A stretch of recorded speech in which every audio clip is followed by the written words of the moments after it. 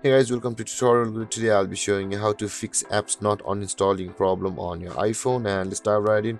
Now to fix your apps not uninstalling problem on your iPhone, first open up the settings of your iPhone like this, and after opening your settings on your iPhone, there may be a problem on only one thing, that is maybe preventing the uninstallation of your apps. Now to fix the uninstalling problem of your apps on your iPhone, tap on screen time like this and scroll down a little bit, and you can see the content and the privacy restrictions. Tap on the content and privacy restrictions like this, and over here the second one, you can see there is the iTunes and the App Store processes.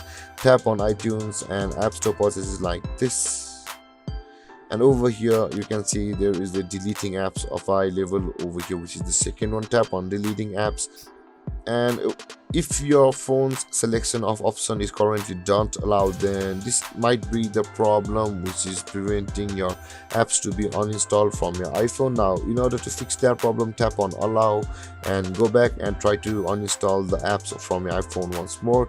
And guys, this is how you fix your apps uninstalling problem on your iPhone.